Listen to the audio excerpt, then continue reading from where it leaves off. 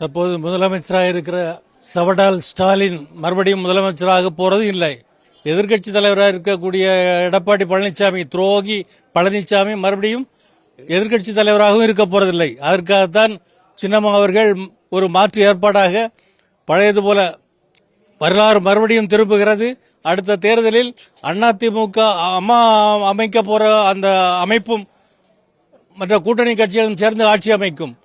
அதனால தயவு செய்து எங்களுக்காக, எங்களுக்குன்னா பொதுமக்கள் நலனுக்காக அதிமுக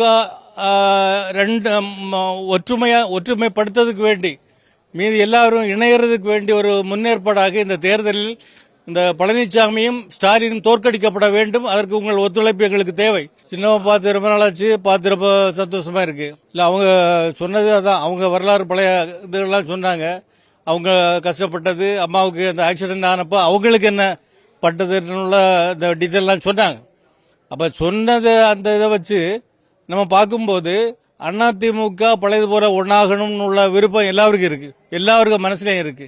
அதனால தயவு செய்து பொதுமக்கள் ஸ்டாலின் ஆட்சியை அப்புறப்படுத்தவும், எடப்பாடி பழனிசாமி மறுபடியும் எதிர்க்கட்சி தலைவராக வராமல் இருக்கவும், சின்னம்மா தலைமைக்கு நாங்கள் தற்கொலை படையாக மாற தயாராக இருக்கிறோம். தேர்தல் மும்பரமாக பணியாற்றி அம்மாவுடைய ஆட்சி மீண்டும் அமைய நாங்கள் பாடுபடுவோம்.